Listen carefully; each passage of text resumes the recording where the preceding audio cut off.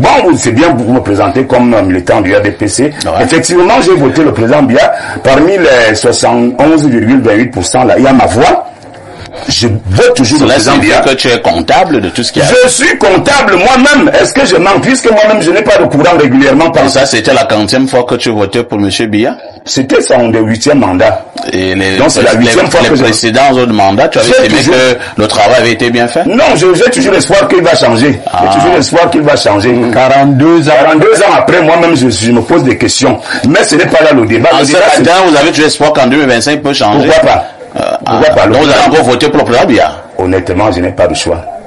Non, vous avez le choix. Là,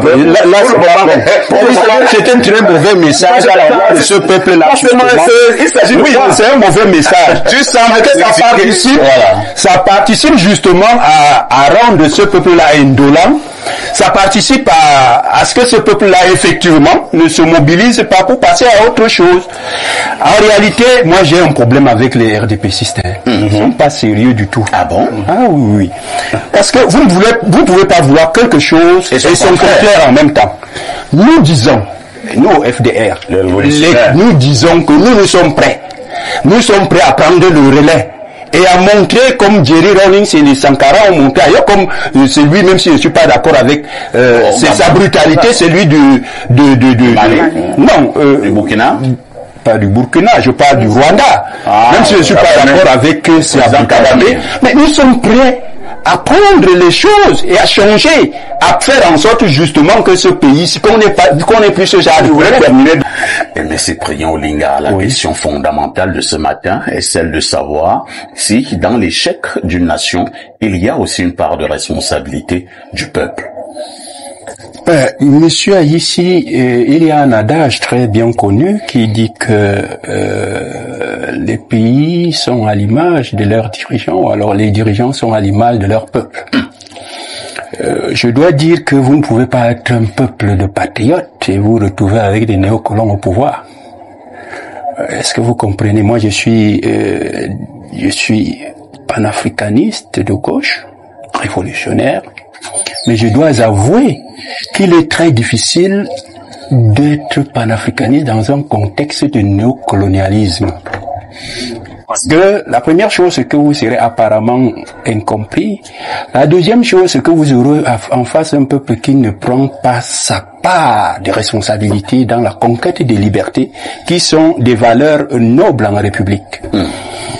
Je voudrais prendre un exemple parce que quelqu'un a soulevé, nous avons une actualité là, récente au Grand Nord, où vous avez des populations qui nagent. On utilise les pirogues en pleine ville. Et vous savez, comme ça, et on vous dit que c'est des situations qui sont récurrentes. C'est-à-dire que chaque année, à peu près en pareille période, on a l'habitude de vivre ces catastrophes. Il y a mort d'hommes, on nous parle d'à peu près une douzaine de personnes.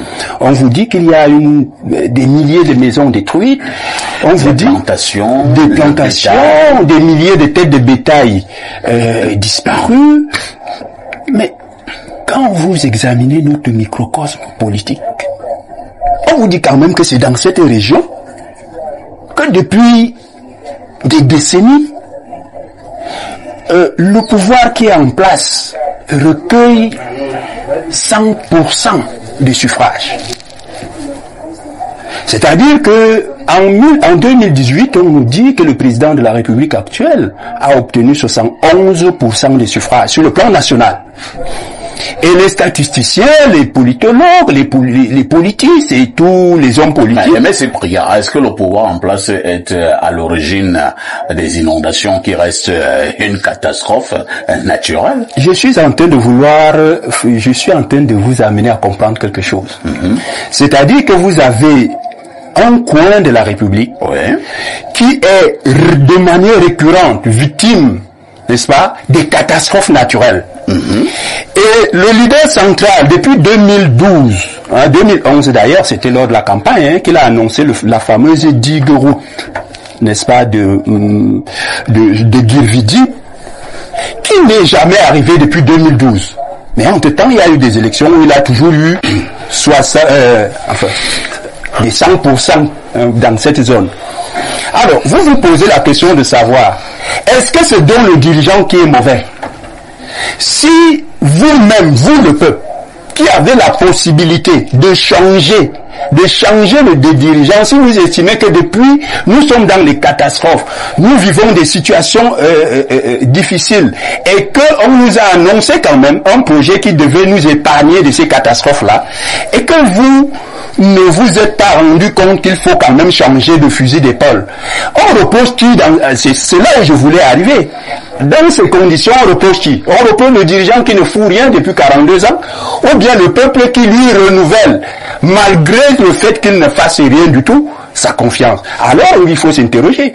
C'est le peuple à ce moment qu'il faut blâmer.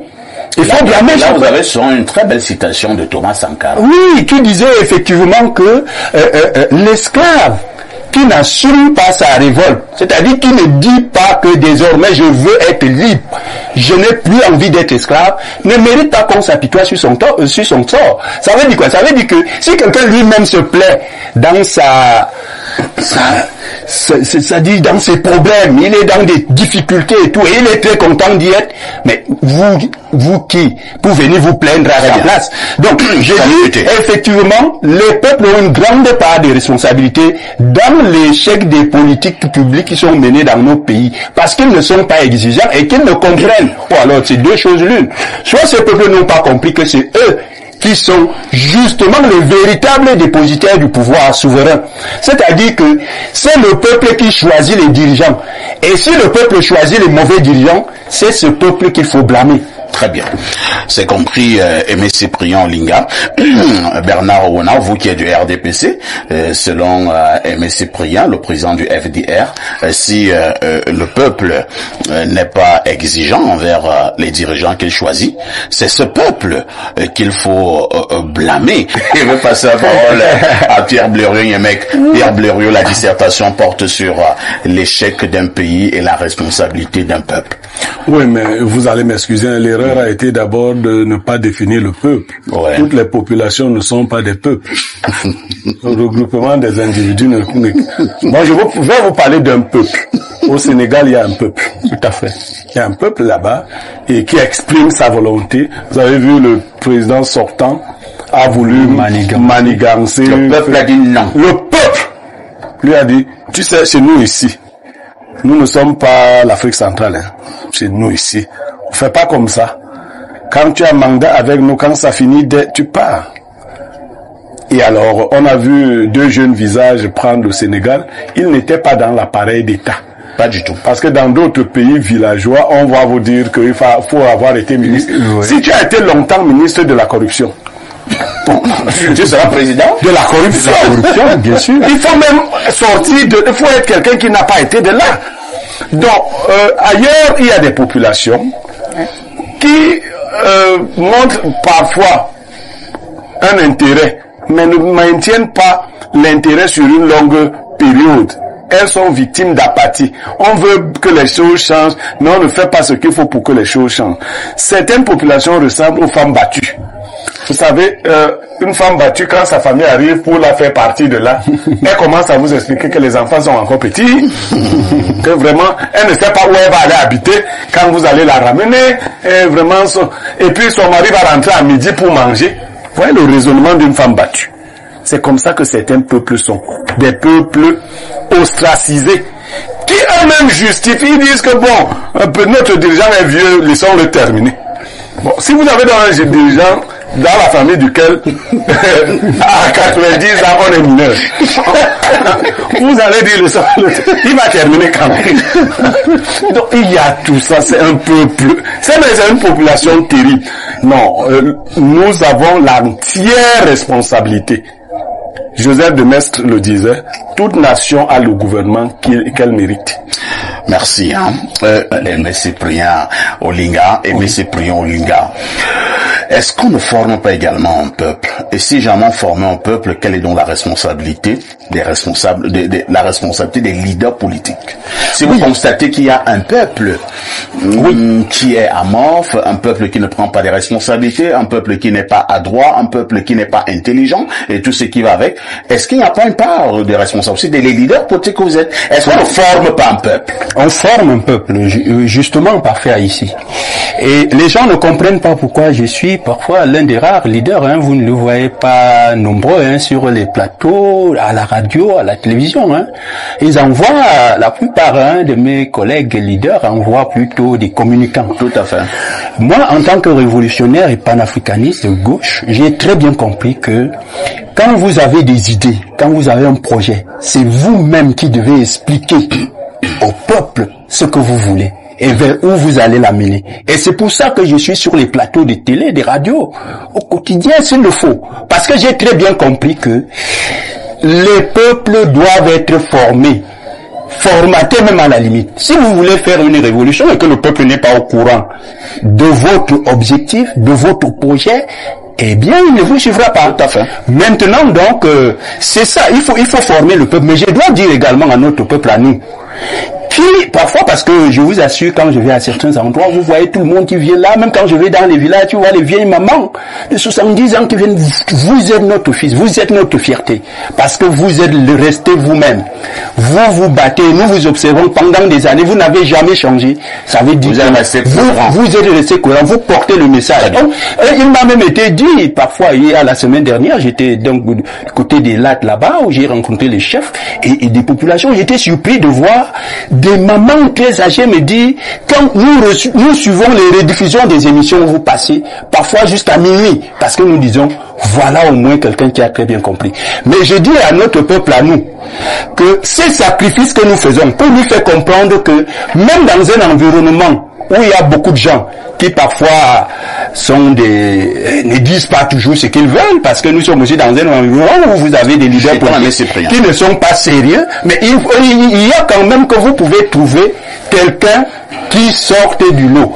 Et la fameuse logique de je vais voir grandir mes enfants n'est pas une logique ici à un peuple qui veut être libre, à un peuple qui veut être pris en main, qui est un peuple qui veut avancer. Tout le monde n'a pas le cœur de voir qu'à un moment donné finit comme une... Oui, mais nous autres, nous avons fait dans certains pays africains que je ne vais pas citer ici, il y a des journalistes qui ont été tués par rapport à la prise de position. Les hommes politiques aussi. Les hommes politiques qui ont été assassinés par rapport à la prise de position. Alors, est-ce que tout le monde a le même courage? Bon, mon père, lui, il a été assassiné. Moi, je ne le suis pas encore pour le moment, mais je n'ai pas peur. Quelqu'un va dire que c'est vendu. Oui, mais il faut donc des vendus quand vous voulez libérer des gens, quand vous voulez être libre. Quelqu'un vous a parlé tout à l'heure du Sénégal. Vous savez quel est le prix? C'est-à-dire que pour faire partir Macky Sall, il y a eu des gens qui sont morts. Ouais. Et d'autres sont vivants aujourd'hui et profitent de cette liberté. Il faut bien qu'à un moment donné, il y ait des gens qui... Moi, j'ai des enfants. J'ai encore une petite fille. Ma dernière fille, elle a 12 ans.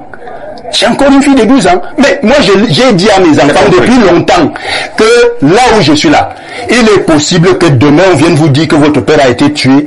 Mais n'ayez pas peur. N'ayez pas peur parce qu'il y aura des gens dans ce pays qui vous prendront même en charge en mémoire du sacrifice que j'ai fait pour vous. Donc, les gens qui pensent qu'ils protègent, le fait de rester apathique, ne rien faire là, c'est pour protéger les enfants vivent même dans quelles conditions. Merci.